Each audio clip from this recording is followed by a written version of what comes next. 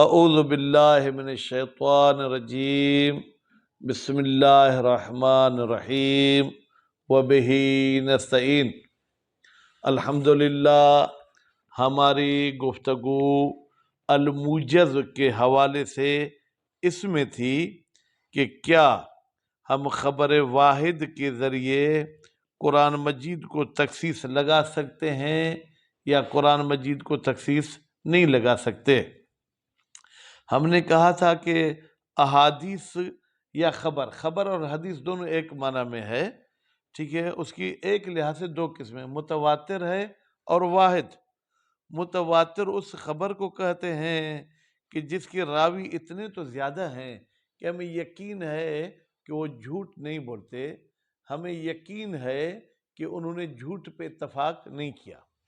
تو خبر متواتر کے ذریعے تو جناب آپ قرآن مجید کے دائرے کو، عام کو تخصیص لگا سکتے ہیں، لیکن خبر واحد کے بارے میں 3 قول ظاہراً تھے۔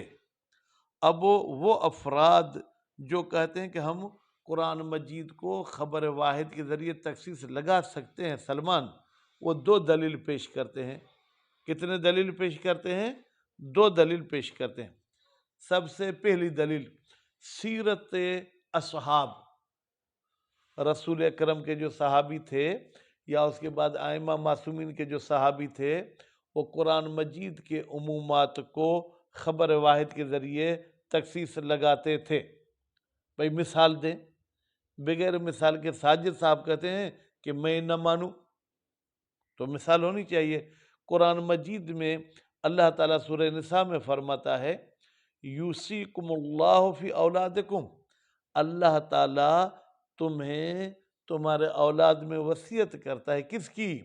لذکر مثل حظ الانثیین، کہ جب میراث تقسیم ہو تو مذکر کو مونث کے ڈبل ملنی چاہیے۔ یعنی فرض کریں اگر ایک بندہ مر گیا، اس کا ایک بیٹا اور ایک بیٹی ہیں، اور اس کی پراپرٹی، اس کی ملکیت 3 لاکھ ہے، تو بیٹی کو 1 لاکھ ملے گا، بیٹے کو 2 لاکھ ملیں گے، ٹھیک۔ یہ قرآن مجید نے عام قانون بتا دیا، ٹھیک۔ لیکن پھر ایک حدیث ہم دیکھتے ہیں جو کہ خبر واحد ہے، لا میراث للقاتل، جو بندہ قاتل ہے اس کو میراث نہیں ملے گی۔ یعنی اگر بیٹے نے اپنے باپ کو قتل کیا تو قرآن مجید کے مطابق بیٹے کو میراث ملنی چاہیے، لیکن اس حدیث نے آ کے قرآن مجید کو تخصیص لگا دی کہ نہیں، بیٹا چونکہ قاتل ہے لہذا اس کو میراث نہیں ملے گی۔ ایک مثال آپ کے سامنے آ گئی۔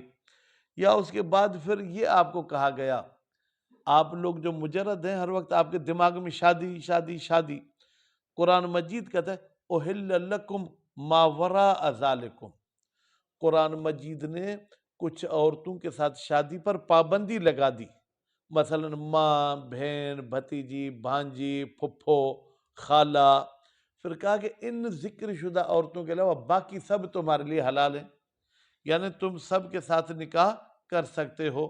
بات واضح ہو گئی؟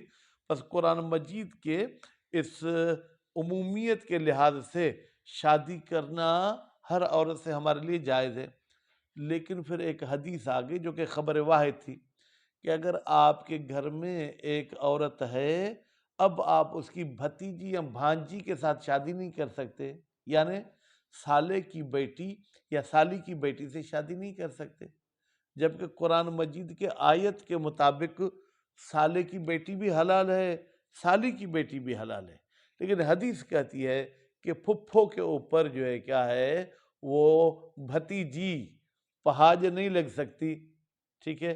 خالہ کے اوپر بھانجی جو ہے کیا ہے، پہاج ہم سندھی میں بولتے ہیں، اردو میں سوتن بولتے ہیں، وہ سوکن ہے یا سوتن، سوکن میرے خیال میں، برحال جو بھی، وہ نہیں لگ سکتی۔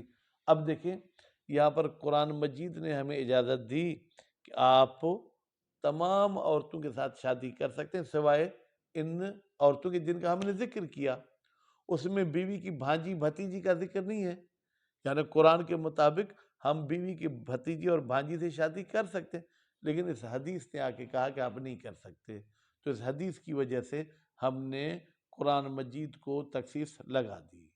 یہ پہلی دلیل واضح ہو گئی۔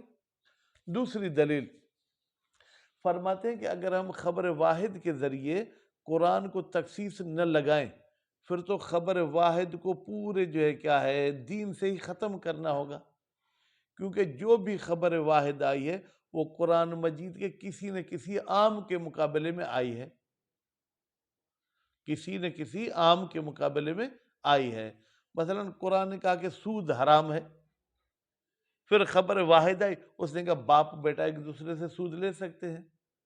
اگر ہم اس حدیث کے ذریعے قرآن کی اس آیت کو تخصیص نہ لگاتے تو پھر یہ حدیث ہمارے کسی کام کی نہیں ہوتی، لہذا ہمیں مجبوراً ماننا پڑے گا کہ خبر واحد کے ذریعے قرآن کے عموم کو تخصیص لگا سکتے ہیں۔ بات واضح ہوگی۔ مصنف صاحب پہلے دلیل کا تو جواب نہیں دیتے، لیکن دوسرا جو دلیل انہوں نے کہا کہ اگر خبر واحد تخصیص نہ لگائے تو کسی کام کی نہیں، مصنف اس کو نہیں مانتے، کہتے خبر واحد کا کیا صرف کام تخصیص لگانا ہے؟ بھائی کبھی کبھی خبر واحد کے ذریعے قرآن کی تفسیر بھی ہوتی ہے، خبر واحد قرآن مجید کے حمایت میں بھی آتی ہے، ہر وقت دائرے کو محدود کرنے نہیں آتی، لہذا یہ آپ کی دوسری دلیل ٹھیک نہیں ہے۔ الحمدللہ یہ تخصیص والی بحث اور گفتگو ختم۔ اب اگلی بھی تھوڑا میرے خیال میں بحث پڑھ لیں کہ اگر چند جملوں کے بعد ایک استثناء آتی ہے، آیا اس استثناء کا تعلق صرف آخری جملے سے ہے یا پہلے جملے سے؟ مثلا میں نے آپ کو کہا لما والوں کو کھانا کھلاؤ، سیوتی والوں کو کھانا کھلاؤ، ہدایہ والوں کو کھانا کھلاؤ، ٹھیک ہے، الا السست، سوائے سست کے۔ اب کیا سست کا تعلق تینوں کلاسوں سے ہے؟ یعنی جو لما کا بھی سست ہے وہ بھی کھانا نہیں کھائے گا، سیوتی والا سست بھی کھانا نہیں کھائے گا، ہدایہ والا سست بھی کھانا نہیں کھائے گا، یا یہ اللہ کا تعلق صرف آخری جملے سے ہے، یعنی ہدایہ والے جو سست ہیں ان کو نہیں دو، باقی پہلے والوں کو دو؟ اس میں اختلاف ہے۔ فرماتے ہیں کہ اگر ہم کہیں گے کہ اس جملے کا تعلق سب کے ساتھ ہے استثناء کا، تو بھی آخری تو آٹومیٹک شامل ہو جائے گا، اور اگر ہم کہیں گے استثناء کا تعلق صرف آخری سے، تو بھی آخری شامل ہوگا۔ لیکن اصل ہماری بحث اس میں ہے کہ استثناء ظہور کس میں رکھتی ہے؟ شامل تو ہوتی ہے آخری کو، ظہور کس میں رکھتی ہے؟ مصنف صاحب فرماتے ہیں اگر ہمارے پاس کوئی قرینہ ہوگا، آگے سکلین، وہ کہے گا کہ سب کے ساتھ تعلق ہے استثناء کا تو ہم سب کے ساتھ رکھیں گے تعلق، اگر کہے گا آخری جملے کے ساتھ تعلق ہے تو ہم آخری کے ساتھ تعلق رکھیں گے، اگر قرینہ موجود نہیں ہے تو ہم خاموش رہیں گے، ہم کہیں گے استثناء کا تعلق تو آخری سے ہے ہی ہے، لیکن ظہور آخری میں ہے یا نہیں، اس حوالے سے یہ کلام مجمل ہے، اس کلام کی وضاحت نہیں ہے۔ تو ابھی عبارت پر توجہ کریں، انشاءاللہ ہم عبارت پڑھتے ہیں۔ استدل المتاخرون، بہلول صاحب کتاب کھولیں، کتنا کتاب کو چھپا کے رکھا ہے، اتنی سردی بھی نہیں ہے یار، جوان ہو۔ استدل المتاخرون، وہ علماء جو کہ متاخر ہیں، متاخر کس کے مقابلے میں بیٹا؟ قدماء، متقدمین، کہتے ہیں یہ جو متاخر علماء انہوں نے استدلال کیا ہے علی جواز تخصیص الکتاب، کہ جائز ہے قرآن مجید کو تخصیص لگانا بے خبر الواحد، خبر واحد کے ذریعے، بے وجہین۔ بھائی سلمان کیوں آپ کی کتاب نہیں ہے کیا؟ اچھا ٹھیک ہے، بے وجہین بیٹا جار مجرور، اس کا تعلق استدلہ کے ساتھ ہے، انہوں نے استدلال کیا ہے دو دلیلوں کے ساتھ، الوجہ الاول یا الوجہ الاول، بیٹا اس میں دو تین وجہیں جائز ہیں، اب وہ آپ خود جا کے دیکھیں۔ پہلی دلیل جریان و سیرت الاصحاب، اصحاب کی سیرت جاری رہ چکی ہے کس پر؟ علی العمل باخبار الاحاد، وہ عمل کرتے ہیں ثقلین شاہ خبر واحد پر، فی قبال عمومات الکتاب، قرآن مجید کے عمومات کے مقابلے میں، یعنی کیا؟ یعنی عمومات کے مقابلے میں وہ خبر واحد کو اہمیت دیتے ہیں اور عمومات کو تخصیص لگاتے ہیں، یہ جملہ آپ اپنی طرف سے لگا لیں۔ وہ احتمال اور یہ احتمال دینا ان یکون ذالک بواسطۃ القرائن المفیدۃ للعلم، اگر کوئی شخص آپ کو کہے ساجد کہ یہ کرینے کی وجہ سے خبر واحد پر عمل کرتے ہیں، کہتے ہیں بعید جداً، یہ کرینے والا احتمال انتہائی بعید ہے۔ فمثلاً، بھائی مثال دیں، مثال کے طور پر خصصت، تخصیص لگائی گئی ہے آیت المیراث، میراث والی آیت کو۔ وہ میراث والی آیت مبشر کیا ہے؟ یوصیکم اللہ، اللہ تمہیں وصیت کرتا ہے فی اولادکم، تمہارے اولاد کے بارے میں، لذکر، نر کے لیے، لڑکے کے لیے، مثل حظ الانثیین، دو لڑکیوں کے برابر حساب ملے گا، یعنی دو لڑکیاں ایک لڑکے کے برابر ہوں گی۔ ٹھیک، اب وہ بے سنت ہے، بے سنت جار مجرور ہے بیٹا، اس کا تعلق ہے خصصت کے ساتھ، یعنی اس آیت میراث کو تخصیص لگائی گئی ہے اس سنت، سنت بے معنی حدیث واحد کے ذریعے، قول لا میراث للقاتل، جو قتل کرے گا اسے میراث نہیں ملے گی۔ قرآن نے کہا کہ بیٹے کو بھی میراث ملے گی، بیٹی کو بھی میراث ملے گی۔ حدیث کہتی ہے کہ اگر بیٹی نے باپ کو قتل کیا یا بیٹے نے باپ کو قتل کیا تو قاتل کو میراث نہیں ملے گی۔ پس قرآن مجید کے عمومی قانون کو ہم نے حدیث کے ذریعے تخصیص لگا دی۔ وخصصت، اور اسی طریقے سے تخصیص لگی ہے کس کو؟ آیت و حلیت نساء، وہ آیت جو آپ کے لیے عورتوں کو حلال کرتی ہے۔ اعنی قولہ، میں نے ارادہ کیا ہے اس آیت سے اللہ کے اس قول کا، احل لکم، تمہارے لیے حلال کی گئی ہیں، ما وراء ذالکم، یہ جو ذکر ہو گئی منع والی عورتیں کہ جن کے ساتھ نکاح نہیں کر سکتے، اس کے علاوہ سب تمہارے لیے حلال ہیں۔ بے ما ورد، بیٹا بے ما ورد یہ بھی جار مجرور ہے، اس کا تعلق خصصت کے ساتھ ہے، یعنی اس آیت کو تخصیص لگائی گئی ہے بے ما، اس حدیث کے ساتھ جو وارد ہوئی ہے حدیث میں، من ان المرأة، بتحقیق ایک عورت، لا تتزوج ولا امتہا، وہ اپنی پھپھی کے اوپر، پھپھی کے شوہر کے ساتھ شادی نہیں کر سکتی، وہ خالتہا، اور ایک عورت اپنے خالہ کے اوپر، اپنے خالہ کے شوہر کے ساتھ شادی نہیں کر سکتی۔ بیٹا یعنی کیا؟ یعنی آپ کے گھر میں خالہ پہلے ہے، اس کی بھانجی کے ساتھ آپ شادی نہیں کر سکتے۔ اگر آپ کے گھر میں ایک عورت ہے، وہ ایک لڑکی کی پھپھی ہے، تو وہ لڑکی پھپھی کے شوہر کے ساتھ شادی نہیں کر سکتی۔ قرآن نے کہا کر سکتی ہے، حدیث نے کہا نہیں کر سکتی، تو ہم نے حدیث کے ذریعے قرآن کے عمومیت کو جو کہے تخصیص لگائی۔ وخصصت آیت حرمت ربا، اور اسی طریقے سے تخصیص لگائی گئی ہے سود کے حرام والی آیت کو، بما، اس حدیث کے ساتھ، دل علی الجواز، جو حدیث دلالت کرتی ہے کہ سود کھانا جائز ہے، بین الولد والوالد، بیٹے کے درمیان اور باپ کے درمیان، وزوج وزوجت، اور شوہر اور بیوی کے درمیان۔ جبکہ قرآن کی آیت کہتی ہے کہ ہر بندہ دوسرے سے سود نہیں کھا سکتا، حرام ہے، لیکن ہم قرآن کی آیت کو ثقلین شاہ ہاتھ جوڑ کے کہیں گے حدیث نے آپ کا دائرہ تھوڑا محدود کیا ہے، لہذا یہ 2-3 سود کی اجازت دیں، باپ بیٹے کا سود، بیوی شوہر کا سود، اور مسلمان کافر سے لینا چاہے، آپ کسی بنیے سے سود لینا چاہیں تو لے سکتے ہیں۔ الوجہ الثانی، بھائی توجہ میری طرف، ساجد کیا دیکھ رہے ہو؟ دوسری دلیل، اذا لم نقل بجواز تخصیص الکتاب، جب ہم قائل نہیں ہوں گے کس کے؟ کہ قرآن کو تخصیص لگانا جائز ہے خبر واحد کے ذریعے، لازمہ، تو اس کا نتیجہ کیا نکلے گا؟ لازمہ کیا ہوگا؟ الغاء الخبر بالمرہ، یعنی بنیاد سے گویا کہ ہم حدیث کو پھینک دیں، پھر حدیث ہمارے کسی کام کی نہیں ہے۔ کیوں؟ اذ ما من حکم مروی بخبر الواحد، اس لیے کہ کوئی ایسا حکم نہیں ہے جو نقل ہوتا ہو خبر واحد کے ذریعے، الا بخلاف ہی عموم الکتاب، مگر یہ کہ اس سے خبر واحد کے خلاف قرآن مجید کا کوئی عام حکم ہوتا ہے۔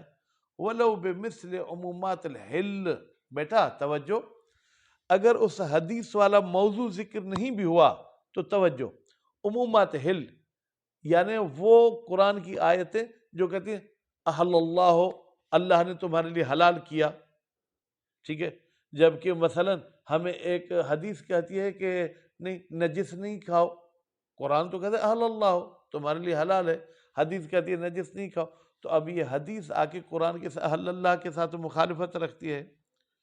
وَلَا يَخْلُو الْوَجْهُ الثَّانِي مِنْ اغراق، یہ آگے جعفر سبحانی کے لفظ ہیں، کہتے ہیں کہ یہ جو دوسری دلیل ہے نا، یہ خالی نے اغراق غرق کرتا ہی ہے۔ کیا مطلب؟ آگے جان کہتے ہیں یہ آپ کی دلیل میں مبالغہ ہے، اگر تخصیص نہ لگائیں تو خبر واحد کے اور بھی بہت سارے کام ہیں وہ کر سکتی ہے، اس لیے آپ کا یہ کہنا کہ خبر واحد کو بنیاد سے چھوڑ دو یہ غلط ہے، یہ مبالغہ ہے۔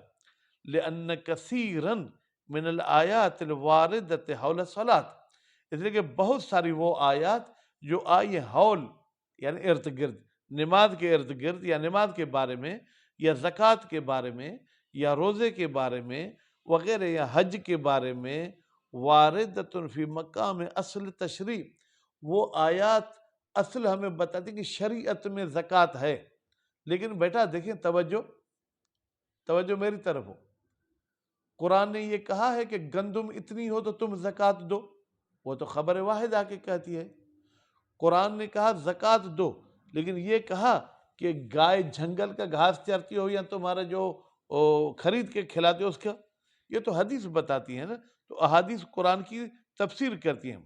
وَلِأَجْلِ ذَلِكَ، اور اسی خاطر کہ قرآن نے اصل قانون پیش کیا ہے، تحتاج الی البیان، تحتاجوں میں بہلول گھٹنا نیچے کرو، بہلول نیچے کرو، پاؤں نیچے کرو،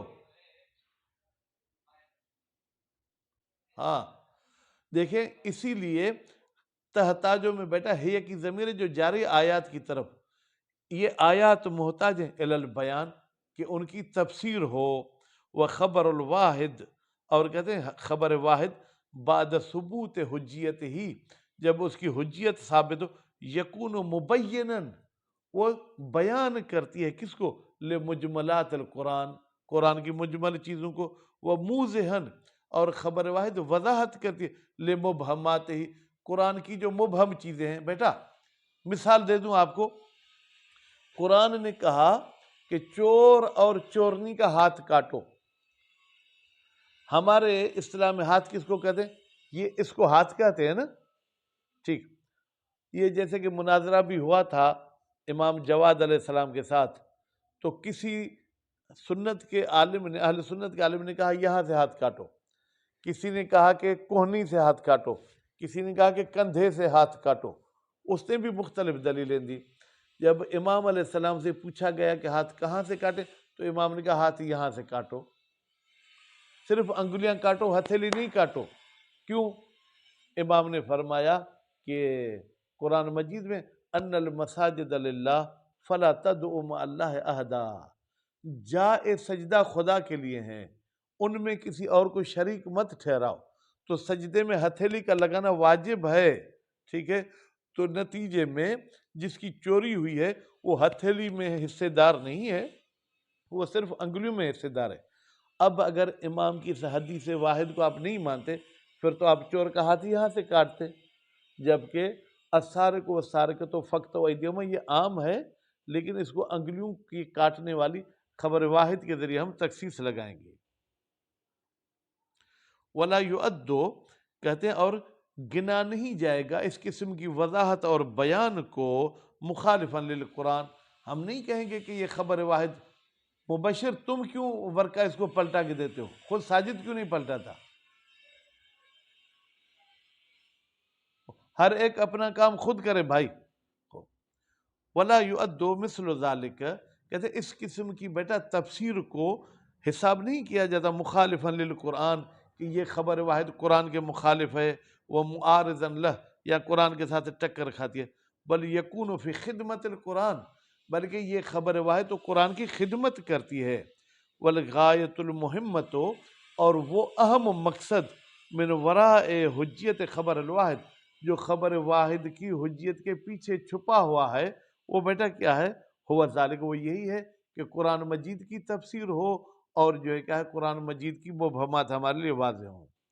ثم، پھر لو قلنا بجواز تخصیص القرآن بخبر الواحد، اگر ہم قائل ہو گئے کہ قرآن مجید کو تخصیص لگا سکتے ہیں خبر واحد کے ذریعے، لا نجیز، ہم اجازت نہیں دیتے نسخ القرآن بخبر الواحد، نسخہ کی ضمیر جائے گی قرآن کی طرف، بہی کی ضمیر جائے گی خبر واحد کی طرف، کہ قرآن مجید کو خبر واحد کے ذریعے نسخ کر دو، یعنی ختم کر دو، نہیں، خبر واحد کے ذریعے ثقلین قرآن کے حکم کو ختم نہیں کر سکتے، البتہ قرآن کے حکم کا دائرہ محدود کر سکتے ہیں۔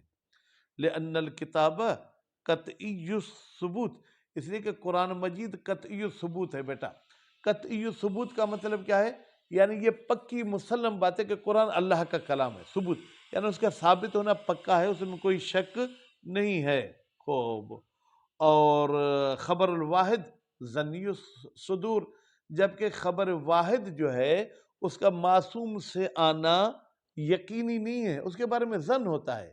ہاں غالباً امام نے فرمائی ہوگی یقینی نہیں ہے بیٹا، تو خبر واحد ظنی ہے، قرآن کا آنا یقینی ہے، ظنی کے ذریعے یقینی کے حکم کو ہم ختم نہیں کر سکتے ہیں۔ فکیف، تو پھر کیسے یسوگ نسخ یسوگو نسخ القطعی بظنی، کیسے جائز ہو سکتا ہے کہ ہم قطعی کو ختم کر دیں ظنی کے ذریعے، خصوصاً اذا کان نسخ کلیا، خاص طور پر جب نسخ کیا کلی ہو، یعنی کیا 100% ختم کرنا ہو، لا جزئیا، جزئی طور پر ہم ختم کر سکتے ہیں۔ قرآن نے کہا کہ 100 چیزیں حلال ہیں، حدیث نے کہا 100 میں سے مثلا 98 حلال ہیں، 2 حلال نہیں، اس میں مان سکتے ہیں کہ 2 چیزوں کی آ کے نفی کی، لیکن فل نفی نہیں کر سکتی۔ اے رافعا للحکم من رأسہ، یعنی حدیث قرآن کا حکم بنیاد سے ختم کرے یہ نہیں کر سکتی۔ بیٹا ٹائم کتنا ہوا ہے؟